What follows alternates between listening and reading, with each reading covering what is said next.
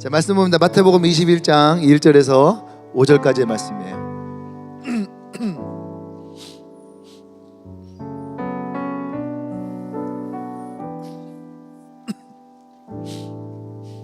마태복음 21장 1절에서 5절의 말씀.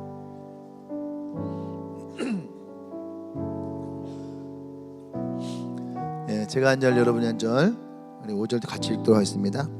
그들이 예루살렘에 가까이 가서 감람산 갯바위에 이르렀을 때에 예수께서 두 제자를 보내시며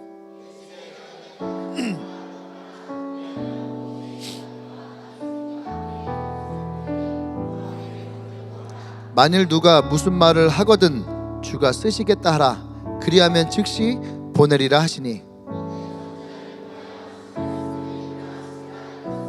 같이 시온 딸에게 이르시기를 내 왕이 내게 임하나니 그는 겸손하여 낙이 곧 멍에 매는 짐승의 새끼를 탓도다 하라 하였느니라.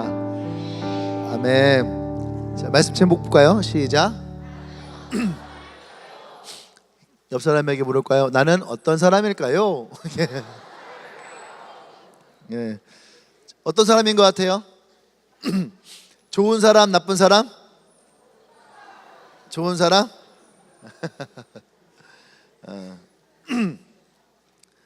나는 어떤 사람일까? 가끔씩은 우리가 스스로 생각할 때가 있어요. 내가 좋은 사람일까? 착한 사람일까? 혹은 내가 사랑받을 만한 사람일까? 아니면은 또 내가 행복할 만한 사람일까? 뭐 여러 가지들을 이렇게 나 자신에 대해서 생각할 때가 많이 있습니다. 예. 그럼 여러분들이 이런 건 한번 기억나나 모르겠네요. 내 인생에서 내가 가장 듣기 힘들었던 말, 내 인생에 가장 듣기 힘들었던 말, 어떤 말이 있을까? 아까 일부 예배 때 이렇게 해보니까 어떤 자매가 그러더라고요. 형제 아니고 자매가 넌 쓰레기야. 이런 말을 들었다고. 넌 쓰레기야, 이런 얘기. 그리고 또 어떤 사람은 야 너는 쓸모없어. 넌 할 줄 아는 게 뭐니? 이런 말들. 근데 우리가 잘 생각해 보면은 그런 상처되는 말들, 저주스러운 말들은 우리가 순간순간마다 이렇게 떠오를 때가 있어요. 순간순간마다. 그래서 그 말들에 의해서 이렇게 지나갔지만 지금도 여전히 어떤 상처가 있는 것처럼 느껴질 때가 있죠. 그럼 반대로 여러분들이 살아오면서 가장 행복했던 말, 나를 축복했던 그런 말은 뭐가 있을까? 어떤 말이 여러분들을 가장 행복하게 했던 말이 있을까요? 어떤 말들이 있을까? 네? 사랑해. 그래, 가영아 사랑해. 가영이 어디 있어? 그런 말. 근데 직장에서는 그런 말이 있을 거예요. 참 당신은 참 성실하네요. 참 일을 참 잘하네. 당신 같은 사람은 꼭 우리 회사에 있어야지 돼. 꼭 필요해. 때로는 회사가 월급도 좀 적고 그리고 또 이렇게 막 여러 가지 복지도 별로 안 좋은데 사람들이 와서 그런 말 하거든요. 이은지 씨, 당신은 아주 훌륭해. 이 회사에 꼭 있어야지 돼. 당신 정말 이 회사에 필요한 사람이야. 그러면은요, 좀 뭔가 내가 부족해도 그 말 때문에 내가 그래 난 여기 있어야지 돼. 또 어떤 사람이 꼭 이 회사에 꼭 있어 주십시오. 우린 당신 같은 사람이 필요합니다. 너의 있을 자리는 여기야. 그러면은 그 말이 나로 하여금 막 그 자리를 이렇게 벗어나고 싶지 않은, 내가 꼭 있어야 될 것 같은 그런 얘기를 해요. 왜 그러냐 하면 그 말이 어쩌면은 나에게는 되게 축복의 말처럼 올 때가 있거든요. 날 필요로 하는구나. 여기가 나의 가치를 알아주는구나.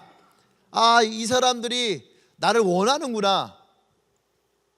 실제로 사람들이 자기 인생의 최대의 축복의 말이 무슨 말입니까 할 때에 이런 말이래. 당신은 소중한 사람입니다. 당신은 우리에게 꼭 필요한 사람입니다. 당신은 쓸모있고 가치 있는 사람입니다. 이런 말들이 그 사람들로 하여금 가장 축복의 말이었다. 예, 이해되시죠? 예, 이런 것이 가장 축복의 말이라는 거죠. 근데 회사에서 가장 힘들게 하는 말이 뭐냐면은 너는 당신 같은 사람은 이 사회에서 쓸모가 없어 하는 말들. 그런 말들이 우리에게는 어쩌면은 가장 상처로 다가오게 되죠. 예. 그것은 뭘까요? 그것은 나라고 하는 사람이 어떤 사람일까에 아주 중요한 답을 제시하는 거거든. 나는 쓸모 있는 사람입니까? 쓸모 없는 사람입니까? 가치 있는 사람입니까? 가치 없는 사람입니까? 내가 쓰레기 같은 사람일까? 아니면은 보석 같은 사람일까?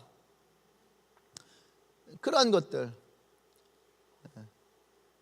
회사에서 당신 쓸모없는 사람이야, 이 말보다 더 무서운 것이 있어요. 그게 뭐냐면은 명퇴시킨다든지 직장에서 내어 쫓을 때에 회사에서 드라마 같은 거 나오잖아요. 인사 발령 해갖고 이렇게 발령 대기해서 화장실 옆에다 책상을 빼놓고, 때로는 지하 창고에다가 책상을 갖다 놓고, 때로는 있는데 아무도 나에게 말을 걸지 않고, 그러면은 처음에는 한 달, 두 달 내가 버틸 수 있어 하다가도 그 다음에는요 버티기 힘든 거예요. 왜? 아무도 나를 사람으로 대하지 않으니까. 말을 해야지 이게 되는데 말을 걸지 않으니까 힘들어 하더라 하는 것들을 많이 보게 됩니다. 예. 여러분들은 어떤 사람일까요? 우리 신앙생활 하는 사람들은요 이 말 참 많이 들어요. 당신은 축복받기 위해, 사랑받기 위해 태어난 사람입니다. 근데 이 말에, 교회 다니는 사람들은요 이 말에 그렇게 크게 감흥이 없어. 당신은 참 소중한 사람입니다. 네. 우리 목사님들이 옆 사람에게 하나님 당신 사랑하십니다. 그럼 어때요? 진짜 뭐 이래요? 하면은 사랑합니다. 그냥 형식인 거지. 안 그래요? 좀 뭐 아주 웃으면서 하세요. 웃으면 사랑합니다. 예, 그런 것들. 그러니까 교회에서 이 말이, 세상에 있는 사람들에게는요 이 말이 자기가 어떤 사람이, 자기의 존재에 대해서 굉장히 중요한 말이에요. 당신은 정말 필요한 사람이에요. 이런 말, 당신 소중한 사람이에요. 당신 가치 있는 사람이에요. 이런 말들이 세상에서는 그 사람들에게 되게 뭔가를 느끼게 해주는데, 교회 안에서는 이런 말을 자주 해서 그런가, 자존감이 높아서 그런가, 이런 말을 해도 사람들은 크게 감흥이 없다는 거예요. 할렐루야. 네, 그럼에도 불구하고 오늘도 주님은 여러분들에게 말씀하십니다. 내 너희를 사랑한다. 옆 사람의 그럼에도 불구하고 오늘 또 합시다. 하나님은 당신을 사랑합니다. 아멘. 네, 당신이 참 쓸모가 많은 사람이에요. 아멘. 오늘 이 본문을 통해서 하나님이 쓰신다는 게 얼마나 가치 있고 또 하나님 쓰신다는 게 얼마나 큰 축복인지를 우리가 좀 깨달았으면 좋겠어요. 아멘. 네. 그래서 내가 어떤 사람이냐라고 하는 것은요, 내가 어떤 일에 사용되어지고 어떤 일에 쓰임을 받을 수 있고 내가 무엇을 할 수 있느냐가 굉장히 중요한 것 같아요. 그래서 우리가 하나님이 나를 쓰신다, 하나님이 나를 사용하신다, 우리가 이 관점에서 오늘 이 성경을 좀 보기를 원합니다. 하나님이 나를 택하시고 나를 부르시고 또 하나님은 우리를 사용하기를 원하시고, 이 관점에서 오늘 성경을 보면은 나와 오늘 여러분들이 많은 은혜가 있을 거다. 할렐루야. 아멘. 네. 하나님 왜 나를 쓰시기를 원하실까? 왜 하나님이 나를 택하시고 부르셔서 나를 통해서 하나님의 일을 하게 하시기를 원하실까? 그런다면 첫 번째 우리에게 뭐 있냐면, 나는 하나님의 계획의 성취의 부분이다. 하나님은 나를 통해서 하나님이 어떤 일을 하기를 원하신다라는 거예요. 아멘. 예. 오늘 본문에 보면 예수님께서는 예루살렘에 입성하시기 위해서 감난산 기슭에 있는 갯바게 마을까지 왔어요. 여기에서 예수님은 두 제자들에게 뭐라 말씀하시냐면, 건너편 마을에 가서 큰 나귀와 작은 나귀가 있는데, 그러니까 그 나귀가 있고 또 새끼 나귀가 있는데 묶여 있을 텐데 그 나귀를 가지고 와라. 근데 만약에 누군가가 너 왜 가져가? 그러면은 주께서 쓰시겠다 해라 하면은 그가 그래 가져가 하고 보내줄 것이다. 할렐루야. 그렇게 말씀하셨어요. 근데 이 건넌 마을이 마가복음과 또 누가복음에서는 베다니다라고 얘기하고 있어요. 베다니. 이게 베다니와 벳바게는 산기슭 하나를 두고 마주보고 있는 마을이에요. 그러니까 오늘 성경에 보면 예수님이 어디에서요? 감난산 갯바게에 이르렀을 때에 이르시되 너희는 맞은편 마을로 가라. 그러니까 여기는 어디예요? 예수님이 계신 이곳은 갯바게. 그 다음에 맞은편 이 마을은 베다니. 이해 잘 안 되시나요? 예수님이 계신 여기는 갯바게. 또 맞은편 마을에 나귀를 갖고 와 나귀가 있던 곳은 베다니라는 거죠. 베다니. 이 베다니에서 예수님은 이것을 끌고 오라라고 했던 거죠. 근데 이 본문을 읽을 때 우리는 여러분 다 느끼는 것처럼 두 가지의 의문이 생깁니다. 첫 번째는 예수님께서 그 마을에 나귀가 묶여 있다는 걸 어떻게 하셨을까? 그죠? 검색하셨나? 인스타 알아보셨나? 인스타? 그죠? 베다니 나귀 샷 베다니 나귀 샷 나귀 샷 어미 나귀 새끼 나귀 샷 묶여있는 나귀 뭐 이런 거 이걸 통해서 나귀가 있는 걸 아셨는가? 근데 어쨌든 예수님이 나귀가 그 마을 어귀에 묶여있다는 걸 아셨다는 거예요. 그리고 제자들을 보내셨다는 겁니다. 그렇죠? 또 다른 하나는 뭐냐면 이 나귀는요 그 시대에 이 농사를 짓고 하는데 농사 또 혹은 물건을 나르는 교통수단에 굉장히 필요한 거예요. 그러니까 이 값이 비싸다는 얘기예요. 우리로 얘기하면 뭐랑 비슷할까요? 소. 나귀를 얘기하는데 차를 얘기하면 대략 난감이잖아요. 그죠? 시골에서 농사를 짓는데 차가 필요하죠. 예, 엄마 차 한 대씩 사드리세요. 예. 그 다음 개그는 쉬지 않겠습니다. 이렇게 썰렁해질 것 같아요. 어쨌든 우리로 하면은 집안에 있는 소, 그 모든 집안에 있는 건 아니잖아요. 그래도 동네에 좀 사는 집에 가야지 소가 있는 거잖아요. 근데 누가 와갖고선 승환아, 니네 집 소 좀 나 좀 주라. 그러면 내하고 주나? 이게 정신머리 없는 놈이에요. 도둑이 들어왔을 때 그 문 여는 건 똑같은 거야. 여러분 생각해 보세요. 여러분은 집에 와서 누가 와갖고 저기 죄송한데 그 5300? 5400 좀 차 좀 주시겠어요? 그럼 차 줘? 내하고 차 키 줘?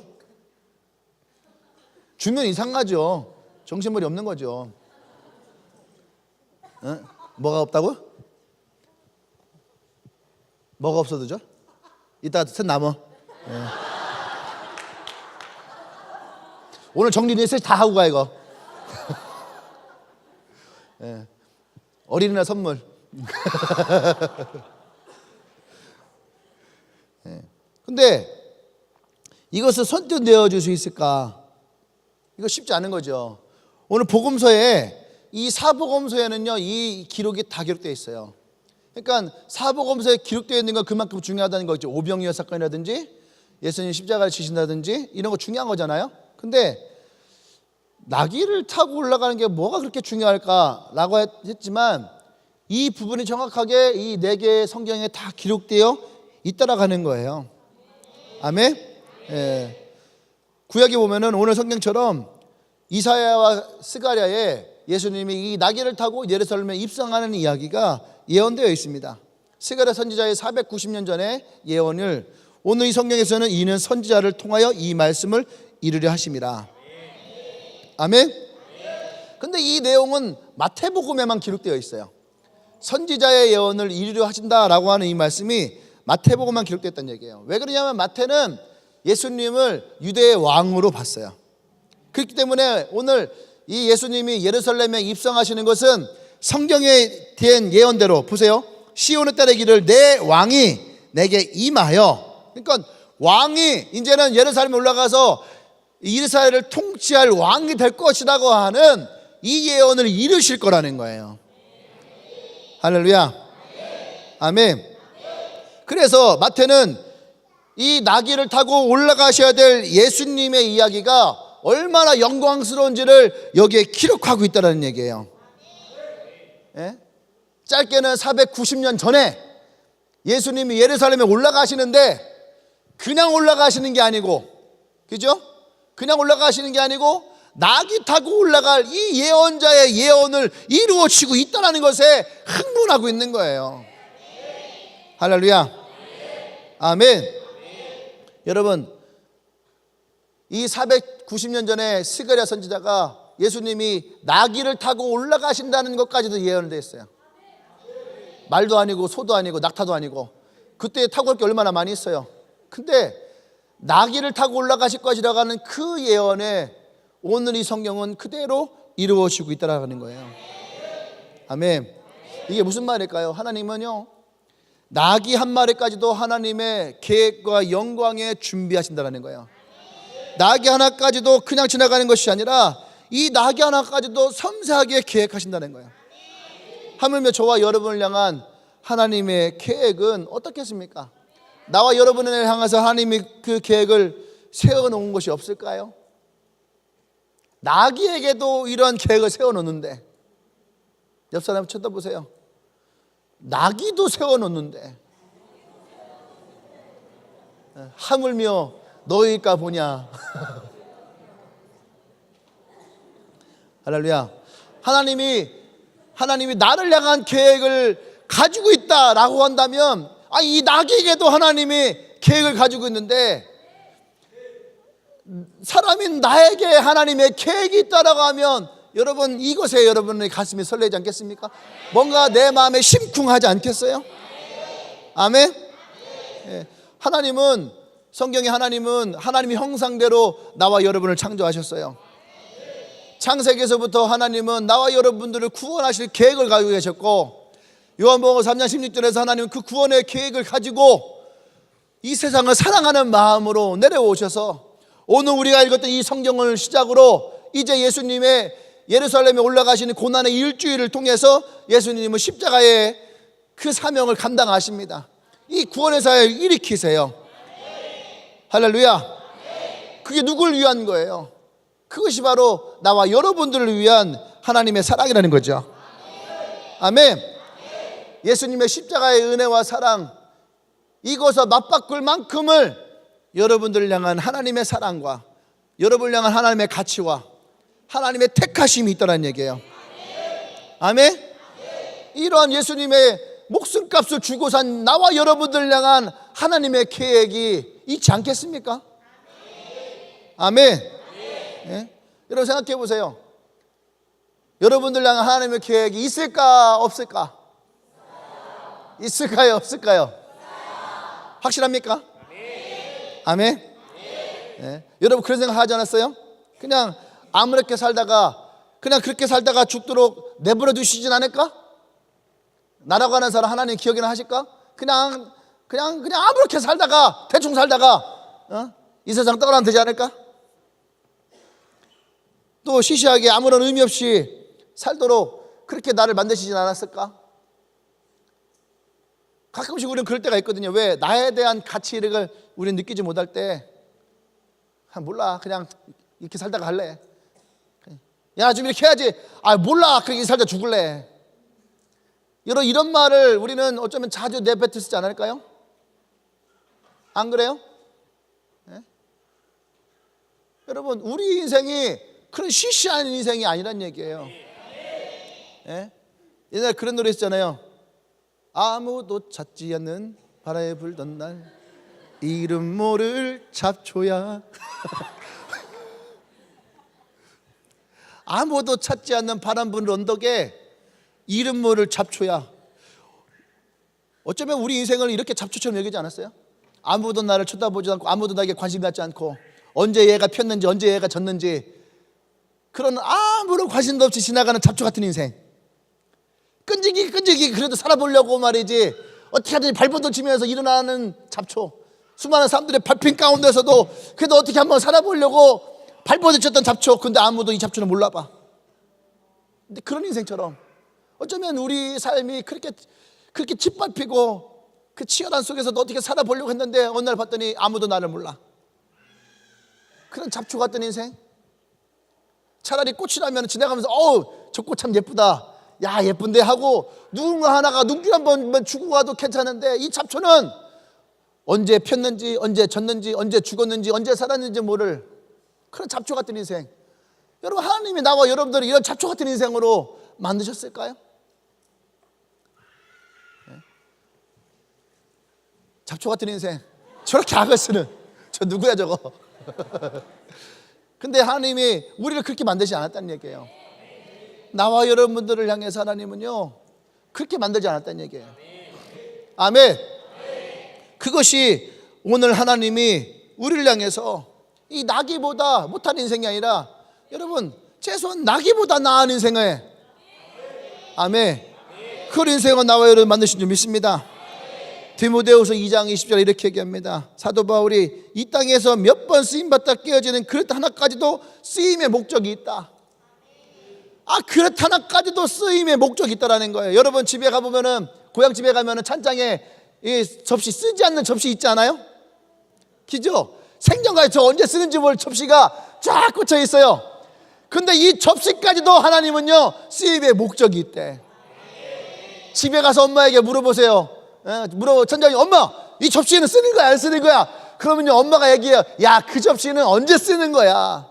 여러분 나이보다 더 나이가 드신 접시가 살아 계십니다. 집에 가면 그런 접시도 살아 계시다고요. 언제 그 접시가 트랜스포머처럼 바뀔 줄 몰라요. 근데 그 접시들을 안 쓰는 것 같지만 그 접시 하나하나까지도 여러분 쓰임의 목적이 있대. 옆 사람 보면서, 야 접시보단 나야 될 거 아니냐? 안 그래요? 아니 나귀는 그래도 생물이라고도 하지 살아있는 놈이잖아. 접시는 이거 살아있는 놈도 아닌데, 하나님이 이 접시 하나까지도 쓰임의 목적이 있다라고 말씀하시는데 옆 사람 쳐다보면서 너희일까 보냐?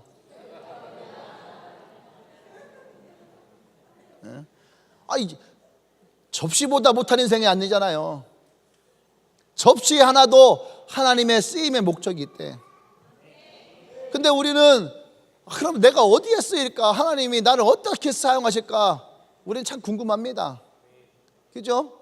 나라고 하는 사람은 어떻게 사용되어지는 걸까?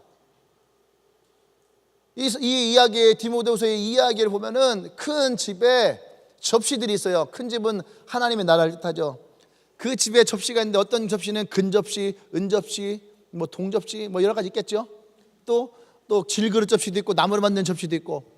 그러면 어떤 접시가 귀한 접시일까? 토끼는 어떤 접시가 귀한 접시일까? 자주 쓰는 접시. 어떤 접시가? 금으로 만든 접시가. 역시 여자는 금을 좋아해. 금 접시가 필요하답니다.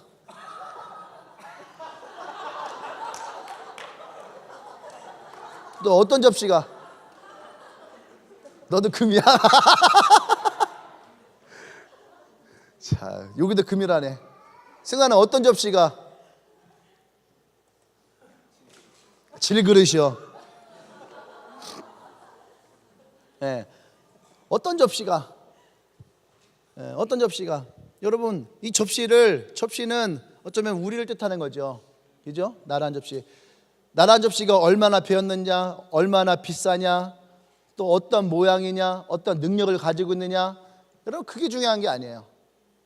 정말로 귀한 것은 그 주인이 얼마만큼 사용하냐예요. 얼마만큼 사용하느냐, 그것이 귀하게 사용되는 접시예요. 아멘? 금 접시면 뭐예요? 사용하지 않는데. 사용하지 않는 것은 의미가 없는 거예요. 여러분들도 집에 가면 여러분이 꼭 쓰는 게 있지 않나요? 여러분이 컵이 여러 개가 있는데 꼭 내가 쓰는 컵이 있고, 밥공기가 있는데 꼭 내가 쓰는 밥공기가 있단 말이에요. 숟가락도 내가 쓰는 게 있다고. 어릴 적에 집에 이제 플라스틱 숟가락이 있었어요. 근데 저는요 꼭 라면을 먹을 때 그 숟가락으로 먹었어. 왜냐하면 그 숟가락으로 먹어야지 맛있는 것 같아.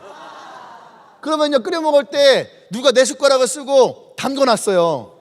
기름이 묻어있다고. 그러면은 그거 꺼내지 않으려고 하잖아요. 그냥 새 숟가락 갖다 쓰잖아. 근데 내가 좋아하는 숟가락은요, 어떻게 해요?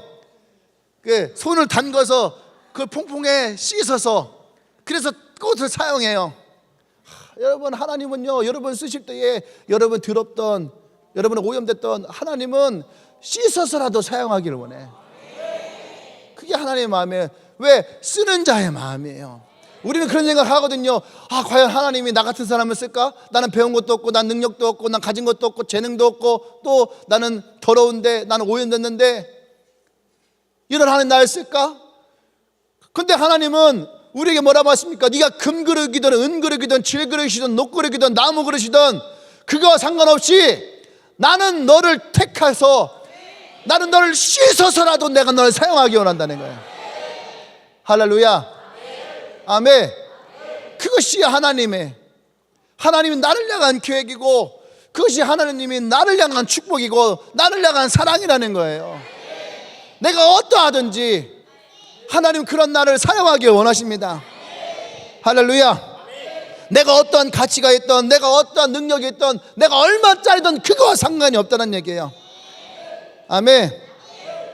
우리의 삶은 하나님을 쓰실 때에 비로소 가치가 있어요.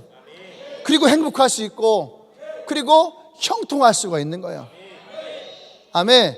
그래서 여러분, 앞으로 여러분들이 하나님의 여러분 쓰신다 했던 그 시간마다, 순간순간마다, 그 자리마다 난 여러분들이 하나님의 감격하기를 원합니다.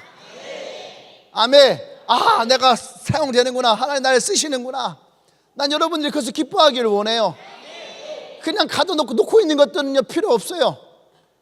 그건 사용되지 않아요. 사용되어지는 것이 귀한 거예요. 아멘. 하나님, 그래서 여러분, 내가 하나님의 계획 가운데 있다라고 할 때의 나의 모습은 뭐냐면은, 오늘 이 나귀로 얘기하면은 하나님 예언의 응답이 바로 나다. 하나님 예언의 응답이 누구예요? 나예요, 나. 오늘 이 성경에서 예언의 응답이 어떤 거예요? 나귀예요, 나귀. 큰 것도 아니에요. 예수님의 예루살렘에 입성하셔서 예수님의 위대한 구원의 사역을 시작한 이때에 제일 먼저 시작한 것이 바로 나귀를 갖고 오라는 거였어요. 왜? 예언의 응답을, 예언에 대해서 응답하시기 위해서. 어떻게 보면 별것도 아닌 거거든요. 나귀를 탈 수도 있고, 말을 탈 수도 있고, 그죠? 소를 탈 수도 있고, 낙타를 탈 수도 있고, 아니면 걸어갈 수도 있는데 불구하고 예수님은 그 자리에 쓰셔서 펜단에 들어가지 아니하시고 그 자리에 쓰셔서 나귀를 가지고 나귀를 가지고 와라. 그 예언의 응답이 뭐라고요? 나귀. 여러분이 무엇인가 하나님에게 쓰임을 받고, 여러분이 무엇인가 하나님의 일을 할 때에, 그때 여러분 자식께 말할 수 있는 거, 하나님 예언의 응답이 나다. 옆 사람에게 얘기하세요. 예언의 응답이 너다. 할렐루야, 아멘. 또 하나님 계획의 성취가, 따라서 옆 사람 보고, 하나님 계획의 성취가 바로 너다. 다시 한번, 하나님 예언의 응답이 너다. 하나님 계획의 응답이 바로 너다. 할렐루야. 또 이번 나 자신에게 해볼까요? 하나님 예언의 응답이 나다. 하나님 계획의 성취가 바로 나다. 그치, 이 악센트가 중요한 거예요. 바로 나다. 아멘. 여러분이 이것을 선포한다면, 내가 지금 하고 있는 일 한 가지 그 시간이 다 하나님의 계획 가운데 있는, 아멘, 하나님의 손에 붙들려 있는, 하나님의 손에 사용되어지는 귀한 그릇과 같고, 이 나귀와 같은 거예요. 이 나귀는 뭡니까? 하나님의 예언에, 하나님의 구원 사역의 시작을 뜻하는 거예요. 여러분이 하고 있는 그 하나하나가 뭡니까? 하나님의 구원의 사역의 시작이라는 거야. 그러니까요, 이 여러분 하나하나는요, 가치 없는 잔디와 같은, 잡초와 같은 인생이 아니라는 거야.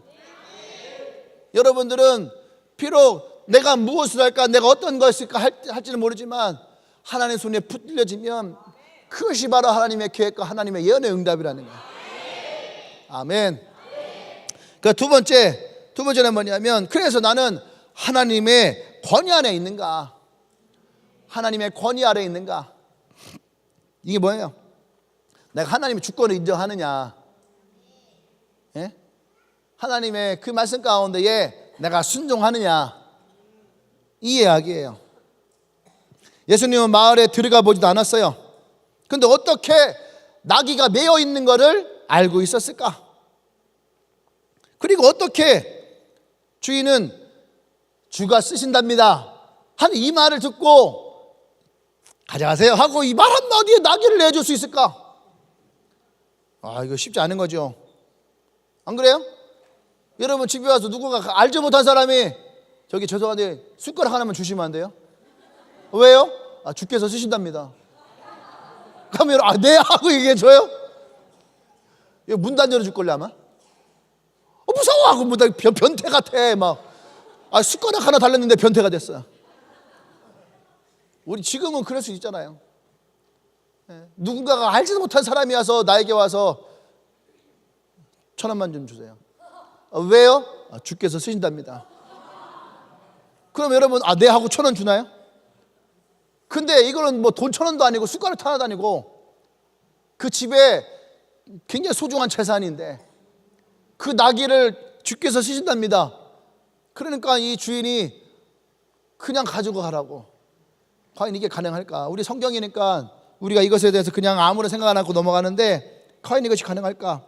그러니까 성경에 보면 대부분의 신학자들은 이것을 뭐라고 하냐면은 그것이 하나님의 신적인 능력. 그러니까 뭐가 막히면요 그냥 그건 하나님의 신적 능력입니다 하면 끝나요. 왜? 그 신의 영역이니까 우리가 뭐 얘기할 게 없잖아요. 그죠? 그러니까 신학적인 관점으로 얘기하면은 그냥 그래 하고 머리는 이해가 돼요.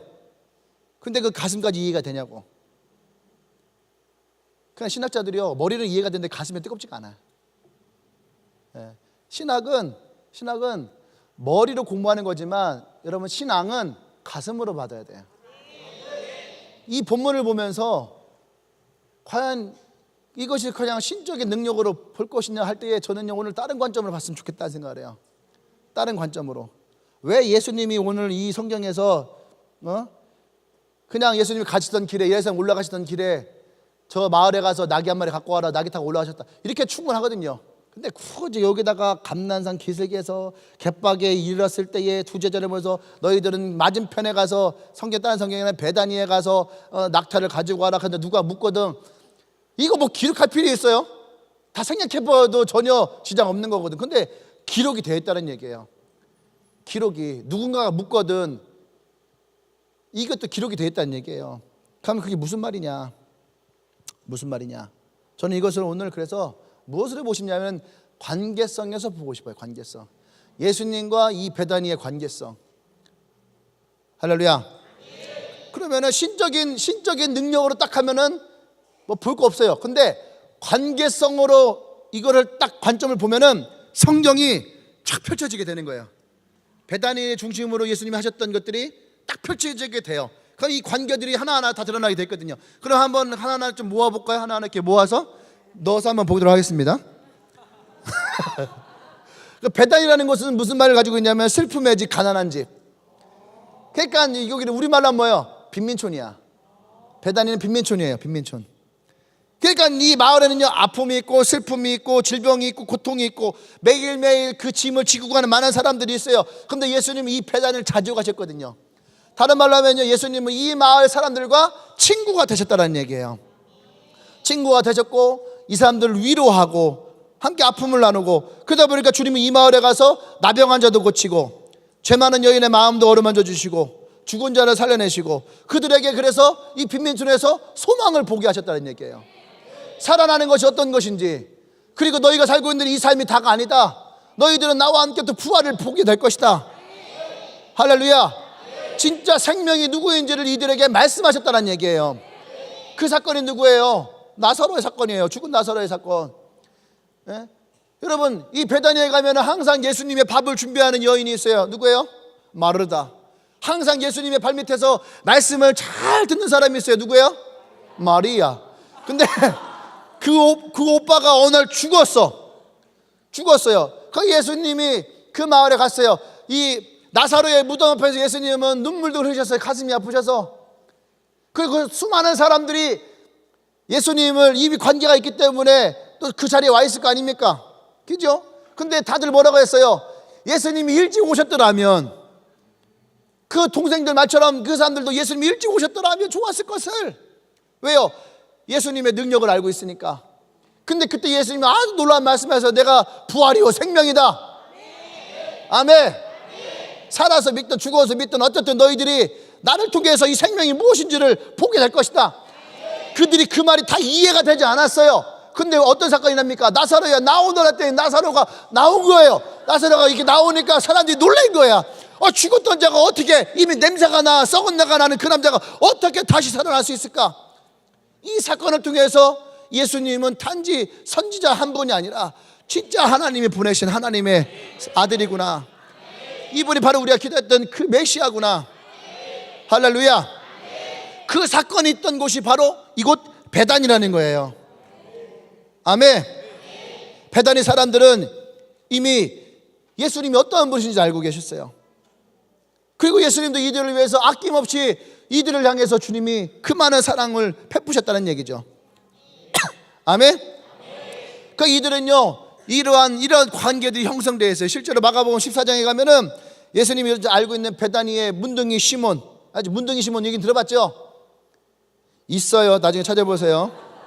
베다니에 가면 문둥이 시몬이라는 사람이 있습니다. 이 사람이 나병을 고쳤단 말이에요.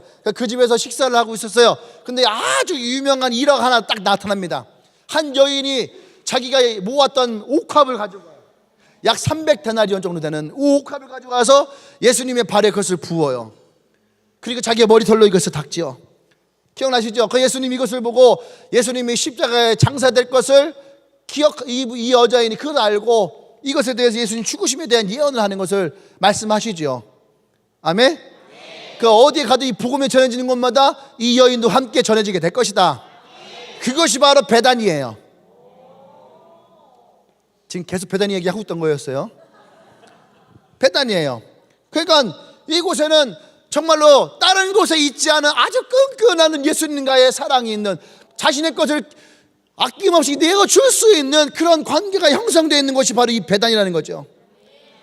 그러니까 예수님은 오히려 예루살렘에 대한 사랑의 이야기보다 이 베다니에 대한 사랑의 얘기가 훨씬 많아요. 이 베다니도 이 여인 하나를 통해서 무엇입니까? 예수님에 대한 사랑의 마음이 어떠한지를 보여주고 있죠. 할렐루야. 여러분, 그래서 여러분 이 관계성에서 이 성경을 보면은 오늘 이 낙이 주일이 예수님께 드려진 것은요, 그냥 드려진 것이 아니에요. 베다니에 가서 예수님 베다니에 들어가지도 않았어요.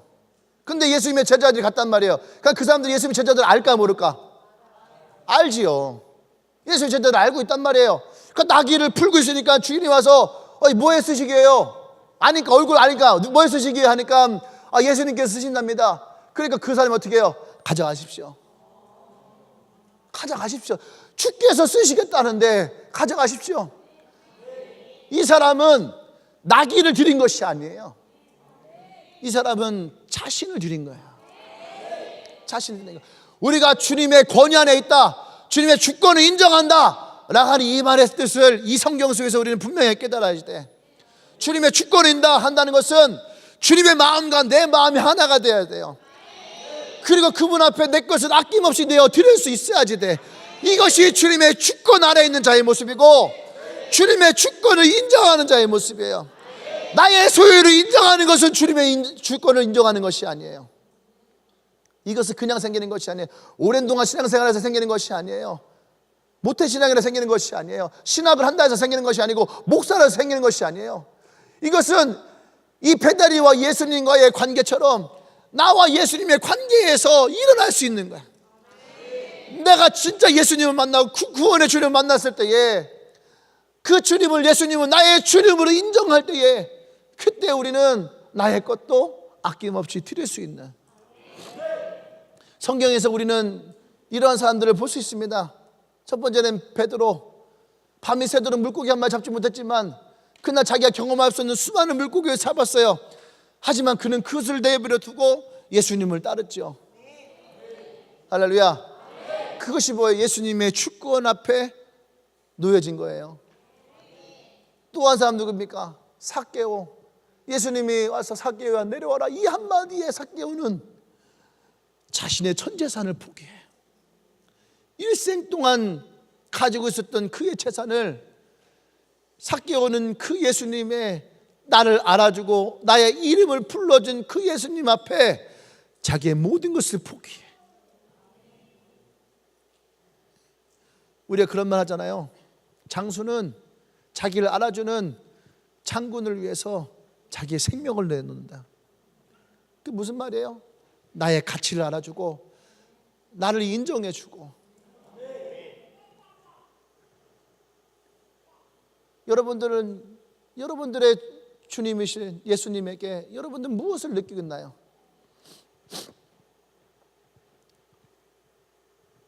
내가 정말로 예수님의 그 주권 앞에 무릎을 꿇고 있는가?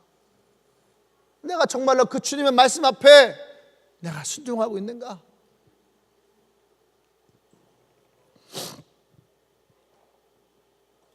주께서 쓰시겠다라는 말은 억지로 내어놓는 것이 아니에요. 그것은 기쁨으로 흔쾌히 내어놓는 것. 예수님이 제자들을 위해서 기도를 하시죠. 예수님이 제자들을 위해서 기도하실 때 그 기도가 무슨 기도예요? 단지 제자를 위한 기도가 아니에요. 예수님은 제자들을 자신의 영적인 자녀로 삼으셔서 영적인 자녀를 향한 기도였어요. 이 베다니와 예수님은 바로 그런 거예요. 영적인 가족. 예수님은 이들을 영적인 가족으로 사랑하시고, 이 베다니는 예수님을 영적인 가족으로 받아들이고, 이 영적인 가족 안에서 이들은 서로를 나누었다는 거죠. 여러분, 단지 여러분 초대교회 성령이 임하였더니 그들이 가지고 있는 물건을 가지고 와서 서로의 필요에 따라서 나누더라, 이게 가능했을 것 같아요? 아니에요. 이미 예수님이 계셨던 이곳에서부터 그 일이 있었다는 거예요. 예수님의 사랑과 은혜가 들어가니까 그 여인의 옥합 하나가 깨지면서 자기들이 가지고 있던 이기심이 깨지기 시작한 거예요. 내 것을 내어놓고. 여러분 뭐라고 할까요? 그들이 했던 말은 동일했을 것 같아요. 주께서 쓰시기를 원합니다. 사도행전에서 그들이 다 가지고 왔을 때에 주께서 쓰시기를 원합니다. 그게 무슨 말이에요? 주님의 영적인 자녀들에게, 영적인 가족들에게 이것이 사용되어지기를 원하시는 그 영적인 가족이 이들 가운데 주님의 주권을 인정한다. 그것은 내가 주님을 영적인 가족으로 인정하고 있는가, 또 내가 주 안에 영적인 가족으로 살아갔느냐에 이 관계의 문제라는 거예요. 할렐루야. 예수님이 우리를 자녀 삼으셨을 때에, 하나님이 영접하는 자에게 자녀가 되는 권세가 주어졌을 때에, 여러분 그분은 그 자녀를 위해서 자신의 십자가에 자신을 내어놓았어요. 마치 부모가 자녀를 위해서 자신의 생명을 내어놓는 것처럼 나와 여러분들을 위해서 예수님 그 십자가에서 그 생명을 내어놓으셨다는 거예요. 할렐루야. 이것이 주님의 우리를 향한 사랑이고, 이것이 헌신이고, 우리가 그 사랑과 은혜 앞에, 주님 앞에 주께서 쓰시겠다는 그 말 앞에 우리를 내어놓을 수 있다면 그것이 내가 주님을 향한 헌신이고, 그것이 주님을 향한 나의 사랑이 될 것입니다. 아멘. 할렐루야. 여기에 우리의 헌신의 원리가 들어있는 거예요. 우리가 주님을 위해서 무엇을 할 때에, 우리가 주님을 위해서 뭔가를 드릴 때에 우리의 마음 안에 예수 그리스도의 십자가의 사랑이 있어야지 그것이 진실된 거예요. 그냥 직분이 있으니까 드려야 되고 리더니까 해야 되면 그것은 아무런 능력이 있지 않아요. 그 여인이 300데나리온 되는 이 옥합을 가지고 예수님께 깨뜨렸을 때에, 여러분 예수님은요 이것을 보고 뭐라 말씀하십니까? 이것은 진짜 사랑하는 나의 가족이 죽었을 때에, 그때 여러분은 아까울 게 없는 거잖아요. 그 여인의 예수님의 가족됨을 보시는 거예요. 이것이 진짜 헌신이라는 거예요. 여러분들이 주님을 향한 진짜 헌신이 어떤 것인가를 한번 돌아보세요. 내가 진짜 주님을 위해서 내가 헌신하고 있는가? 내가 누군가에게 복음을 전할 때에, 내가 누군가 양육을 할 때에, 내가 누군가 기도를 할 때에, 내가 누군가를 위해서 사랑을 할 때에 그때의 예수의 십자가의 사랑이 내 마음 안에 녹아져서 그 사랑으로 내가 그 사람에게 헌신하고 섬기고 있는가? 그것이 진짜 주님의 사랑이라는 거예요. 오늘 이 나귀의 주인은 나귀 한 마리를 그냥 주님께 바친 것이 아니에요. 이 나귀의 주인은 예수님께 자신을 드린 거야. 나 자신을 주님께 드릴 수 있는. 할렐루야.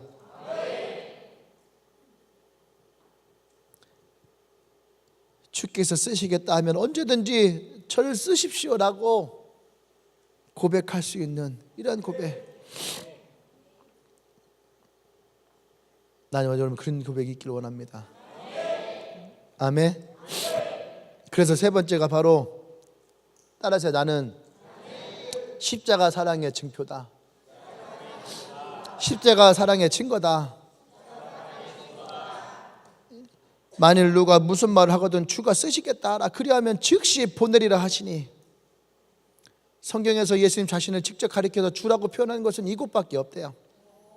그만큼 이 본문이 중요하다는 거예요. 할렐루야.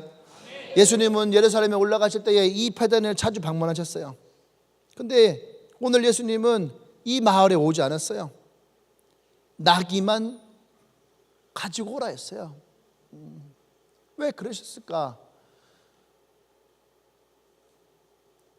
왜 그러셨을까?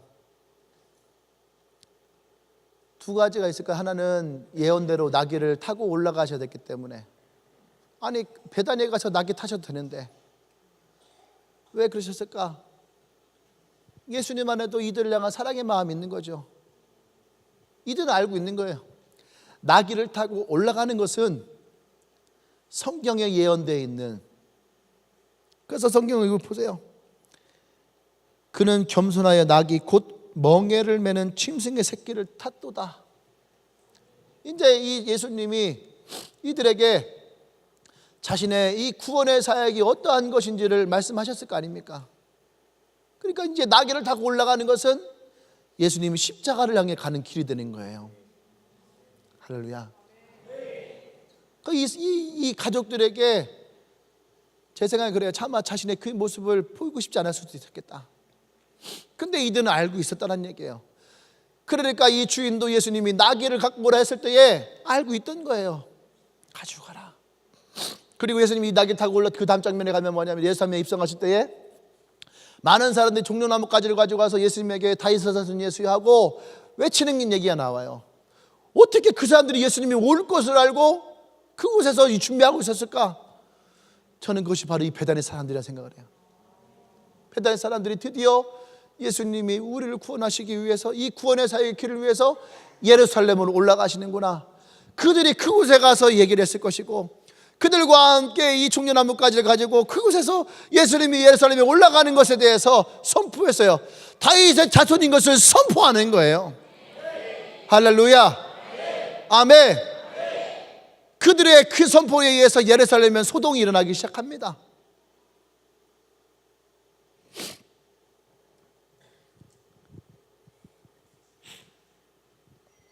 이 사역의 이제 마지막 종착을 향해서 예수님은 이 나귀를 타고 올라가실 때에 이 베단의 사람들은 이제 예수님의 그 십자가의 고난의 길을 가는 것을 알고 있었고, 나귀를 드린다는 것은 이제 예수님이 그 십자가에서 죽음을 맞이할 것이라는 것을 이들도 직감하고 있는 거죠. 사랑하는 여러분, 이것이 진짜 사랑의 모습이에요. 자신들을 드릴 수 있는, 함께 이것을 나눌 수 있는. 아멘. 주께서 쓰신다 할 때에 우리가 그것을 내어드릴 수 있는 이러한 고백. 근데 여러분 이걸 기억하십시오. 오늘 주님은 매인 나귀를 풀어 끌고 와라. 묶여있는 그 나귀를 가지고 와라. 그래야 쓰실 수 있는 거예요. 묶여있는 것을 주님은 푸셔서 사용하세요. 오늘 이곳에도 많은 사람들이 묶여있죠. 재정에 묶여있고, 관계에 묶여있고, 직장의 어려움에 묶여있고, 가정의 문제에 묶여있고, 상처에 묶여있고, 많은 문제 앞에 우리는 묶여 있어요. 그래서 주님은 나와 여러분들을 그 모든 묶임으로부터 자유케 하기를 원해요. 아멘. 누가복음 4장 18절 19절에서 예수님이 성령이 임하셨을 때에 제일 먼저 하신 것이 뭡니까? 가난한 자들에게 복음을 전파하고 가난한 자들의 묶임을 푸셨다는 거예요. 눈먼 자를 보게 하고 포로된 자를 자유케 하고 눌린 자를 억누는 자를 자유케 하며, 할렐루야, 그들의 모든 묶임으로부터 주님은 자유케 하세요. 그리고 주님은 그러한 자들을 불러다가 사용하시기를 원해요. 오늘 이 나귀를 주님이 묶여있는 것을 갖다가 쓰셨듯이 나와 여러분의 인생에 묶여있는 그 모든 문제들을 푸시기를 원합니다. 할렐루야. 그리고 주님이 사용하시기를 원해요. 주님의 복음의 길에 사용하시기를 원해요. 할렐루야. 하나님이 나와 여러분들을 사용하시는 것은 그 복음의 길에 나와 여러분들을 사용하기를 원해요. 그 구원의 길에 나와 여러분들을 사용하기를 원하십니다. 여러분들 모든 묶임이 풀릴 것입니다. 모든 매입이 풀릴 것입니다. 예수 그리스도의 부르심 앞에 자유케 될 것입니다. 할렐루야. 할렐루야. 우리 그 주님 앞에 영광의 박수 올립니다. 할렐루야.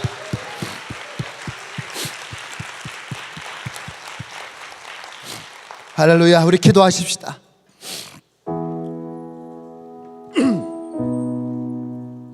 여러분의 묶여있는 것들이 오늘 풀어지는 역사 있기를 원합니다. 주님이 쓰시지 않으면요, 마귀가 나를 씁니다. 사단이 나를 써요. 나의 시간을 하나님께 쓰지 않으면 사단은 나의 시간을 빼앗아가요. 나의 재능, 나의 달란트를 하나님께 쓰지 않으면 사단은 나의 재능, 나의 달란트를, 그것을 나에게서 빼앗아가요. 아니, 나의 재능과 나의 달란트를 사단을 위해서 사용하게 만들어요. 나의 물질을 주님에 쓰지 않으면 세상은 나의 물질을 빼앗아갈 것입니다. 나의 삶을 하나님의 영광을 위해서 사용하지 않으면 나의 삶은 어느 순간 사단의 노예가 될 거예요. 여러분, 이 시간 우리가 먼저 고백하십시다. 주님, 내가 나귀와 같이, 하나님 그 접시들과 같이 하나님 소리에 붙들려지기를 원합니다. 하나님 나를 사용하시기를 원합니다. 할렐루야. 주께서 쓰시겠다 할 때에 하나님 내가 주님 앞에 나가기를 원합니다. 주님, 보잘것 없지만 하나님 나를 사용하여 주시옵소서. 더럽지만 주님이 나를 씻어서 사용하여 주시옵소서. 깨져있지만 주님이 나를 고쳐서 사용하여 주시옵소서. 망가졌지만 하나님 나를 싸매셔서 사용하여 주시옵소서. 우리 주여 한번 기도합니다. 주여.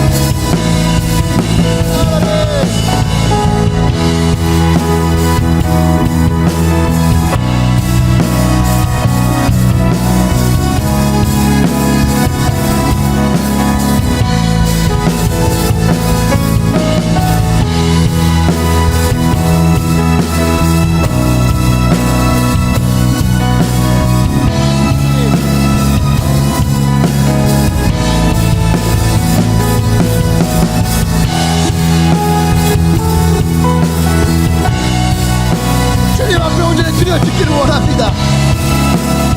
깨어지고 더럽혀지고 망가지고 쓸모없는 버려졌던 인생을 하나님 손에 붙들려지기를 원합니다.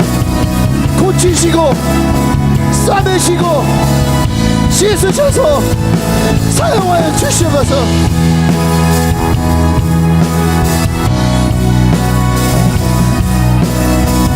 보잘것없던 나의 인생을 하나님 부르시고 택하셔서 하나님 영광을 위해 사용하여 주십시오.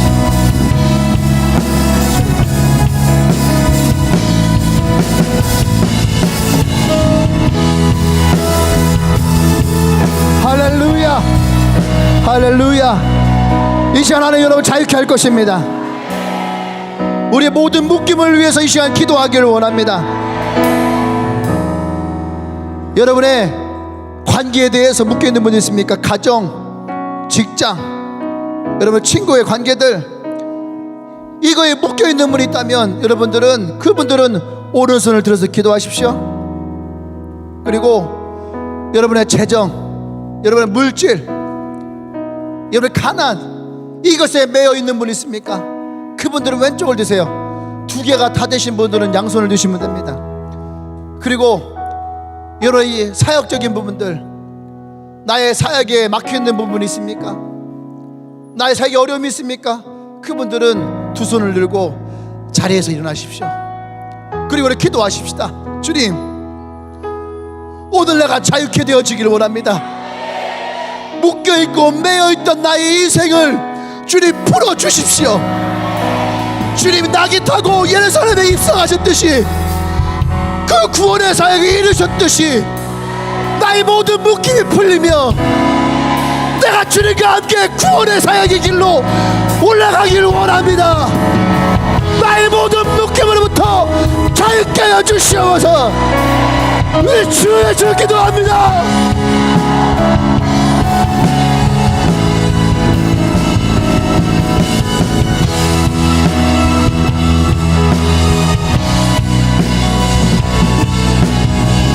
아버지, 나의 모든 묶임으로부터 자유케 하시옵소서. 모든 묶임으로부터 자유케 되어지기 원합니다. 아버지 임하시옵소서. 성령 임하시옵소서. 주님, 주님 임하시옵소서. 아버지,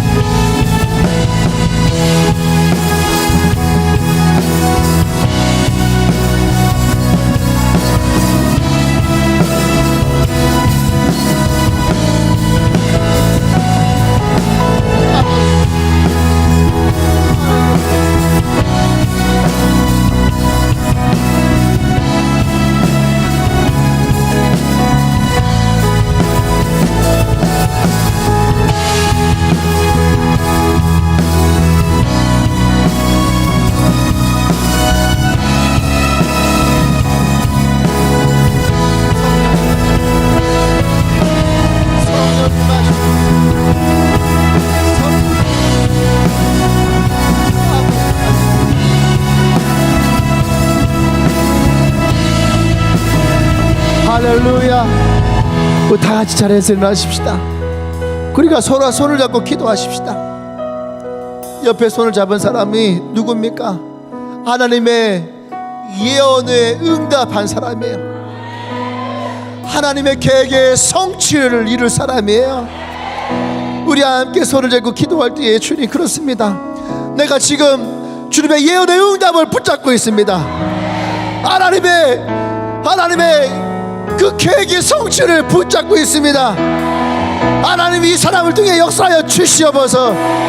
하나님의 성취를 이루어 주시옵소서. 기도합니다.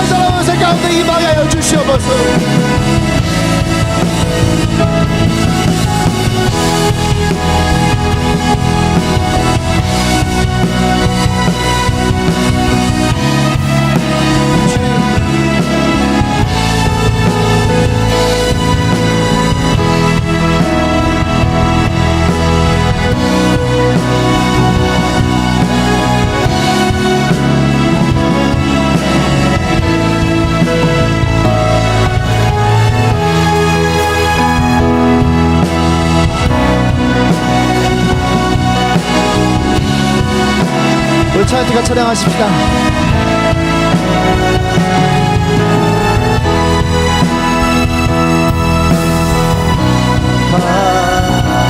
무너지나 승리하셨네. 예수 영원한 나의 사랑 사랑하시네. 예수 십자가 무덤지가 승리하셨네. 예수 영원한 나의 사랑 나 사랑하시네. 예수 십자가 무덤지가 승리하셨네. 예수 영원한 나의 사랑 사랑하시네.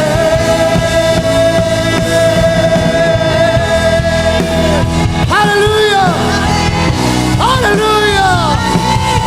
무덤치나 승리하신 주님이 오늘 나와 여러분들을 사랑하십니다. 영원하신 주의 사랑을 찬양합니다. 할렐루야 할렐루야 할렐루야. 승리하신 주님을 찬양합니다. 우리를 자유케 하신 주님을 찬양합니다. 할렐루야 할렐루야. 우리 모든 목숨으로부터 자유케 하신 주님을 찬양합니다. 아멘. 하나님의 영광이 나의 삶 가운데 있기를 원합니다. 아멘. 나의 삶이 하나님의 영광이 되어지기를 원합니다. 아멘. 할렐루야. 아멘. 주님 우리와 함께하여 주시옵소서. 우리가 주님과 함께 그 구원의 길로 가기를 원합니다. 아멘. 우리 모든 묶임을 자유케 하시고 아멘. 세상 끝날까지 우리가 주님과 함께 동행케 하여 주시옵소서. 아멘. 할렐루야. 아멘. 예수님의 이름으로 기도합니다. 아멘. 아멘. 할렐루야. 할렐루야.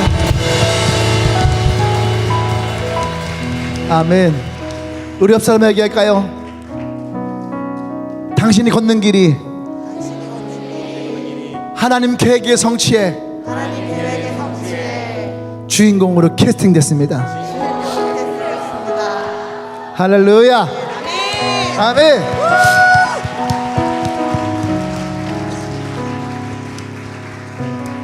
옆 사람을 다시 한번 보세요. 주인공이에요. 주연.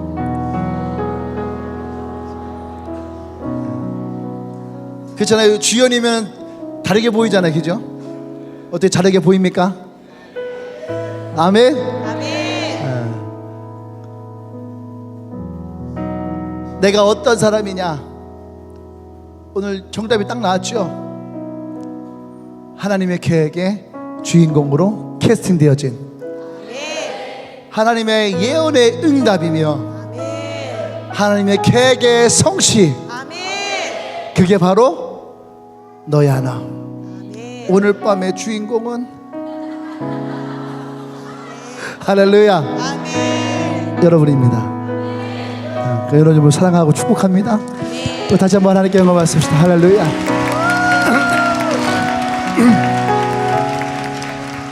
아멘. 오늘 혹시 처음 오신 분 있나요? 오늘 잠깐만 오늘 이 설교 준비하고 그런 생각했어요. 아, 오늘 이 앞에 나오는 사람이 마치 묶여있던 나귀가 주께서 쓰시겠다 할 때 나오는 것처럼 오늘 나오시는 분들은 특별히 그러한 분일 것 같아요. 할렐루야. 오늘 처음 오신 분도 있으면 환영하겠습니다.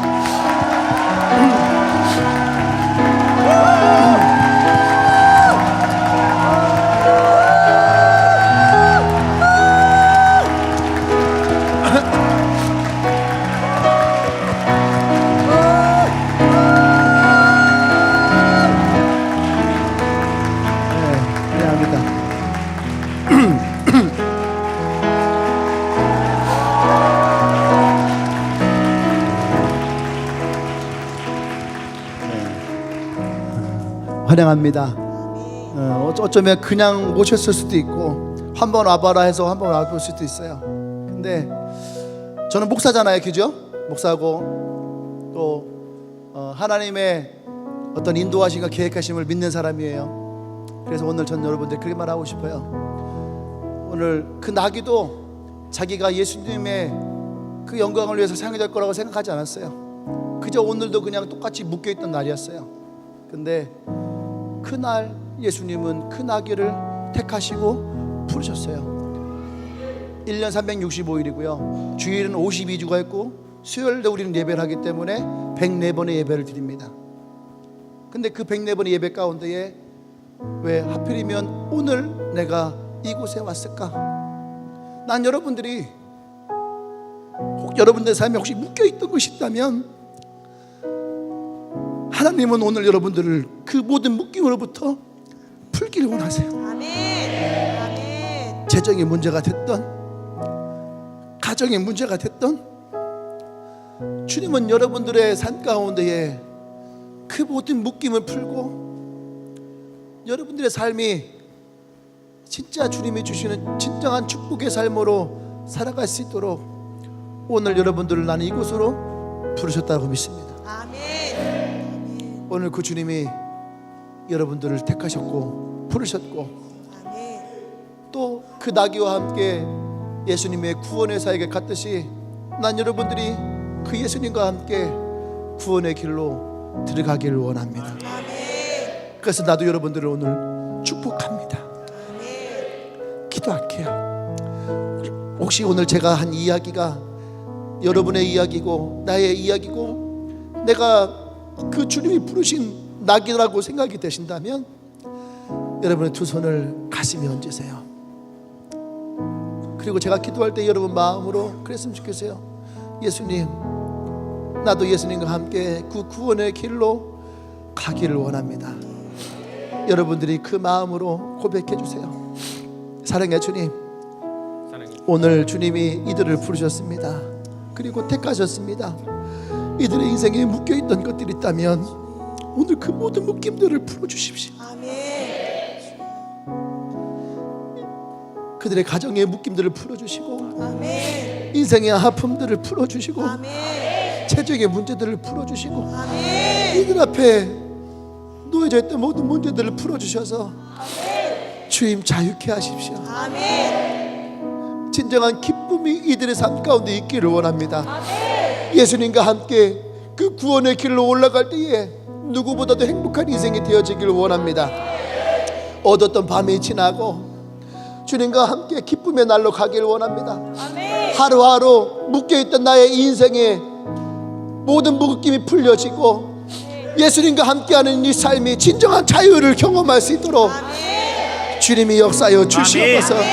오늘 그것을 위해서 이것이 나의 이야기고 내가 예수님과 함께 그 구원의 길로 가기를 그 마음에 고백했던 그 고백이에 주님이 함께하여 주시옵소서. 오늘부터 영원토록 함께하여 주시옵소서. 하나님의 은혜와 사랑과 축복으로 가득가득 그 마음을 채워 주시옵소서. 이제는 우주 예수 그리스도의 은혜와 하나님의 크신 사랑과 성령의 교통 역사하심이